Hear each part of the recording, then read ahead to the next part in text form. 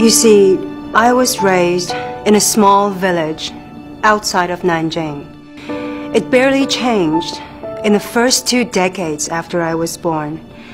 Every day, I had to take an exhausting ride on a bumpy road to go to school. Our house was made of bricks and clay tiles. It was freezing cold in winter, and in summer, it was infested with flies and mosquitoes. My name, Yun Yun, meaning cloud, was given by my mother. She wanted me to fly far, far away from what seemed a hopeless village and never come back.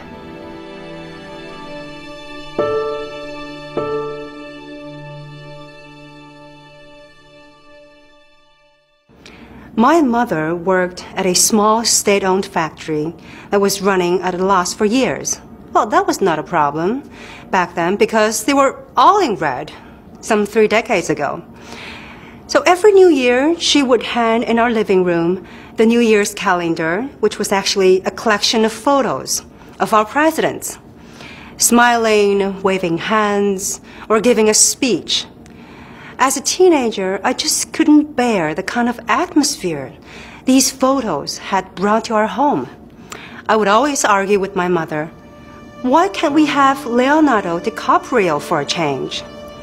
At that time, the Titanic was the first and only Hollywood movie that I had ever seen. But my mother remained unmoved. She said, first of all, I've never heard of the woman. Second, do whatever you like in your bedroom, but don't mess with the living room. That was our life before the wave of reform sweeping state-owned enterprises came to our village. Then one day, like 6 million other state employees, my mother returned home with her office belongings and told us, this is it. Our family lost the only stable income, however tiny it was, and my dream to be the first in our village to attend university was shattered. I was so angry that I tore the calendar off the wall and yelled, this man takes away your job and you still hang up his photos? Why aren't you angry? Why don't you stand up and tell him this is wrong? My mother was very patient. She asked, are you happy with your life? I said I had hated every minute of it for 16 years since I was born. I just couldn't stand being so poor and so limited in what we could do. My mother said, I'm not happy either. But the man in the calendar says he will reform the country, and we will have better life. If we give him a chance, there is a 50% possibility that he will deliver. But if we don't, we will fail 100% and continue to be where we are today. So, would you like to give him a chance? I just couldn't understand why my mother had such a naive belief in the man in the calendar or any other man who appears in such calendars. She swallowed her pains, complaints, and doubts, believing that the man in the calendar would never lie to her.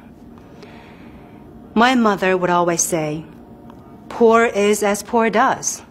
It only occurred to me years later that it was very similar to a line in another Hollywood movie, Forrest Gump. She taught me to be brave and resilient. She and my father took any jobs they could find and worked hard.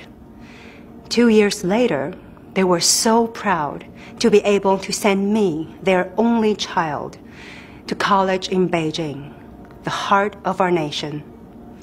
Today, like my mother had wished, I have had the chances to go places that she could never have imagined for herself.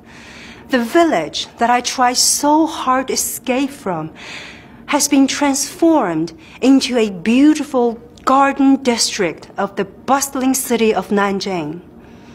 My parents now live in a new 3-bedroom apartment. The reform that was promised by the man in the calendar has brought everyone in the village a chance to lead better lives.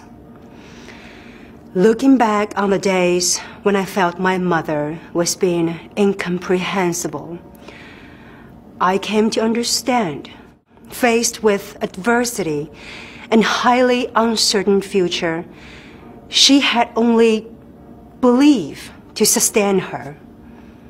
I saw more of this belief when I was a visiting scholar in Michigan of the United States in 2014. Wanting to know what the people of a superpower nation believed in and how such conviction was motivating their success, I attended Bible class at the Trinity Church every Sunday. I asked so many questions that they gave me a PhD degree in curiosity. But despite the light-hearted banter, I saw another form of belief. It was different from my mother's, and yet so similar to hers. Such is the power of belief.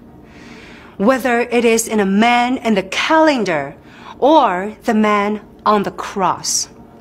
It is the belief that challenges will make us stronger and better, and that even a tiny spark of hope will engender willpower sufficient to move mountains in our hearts. You see, I grew up in a China which started out with nothing but the strength of hope and conviction that we are stronger together. When I finished my fellowship in the US and returned to China, I joined the Communist Party.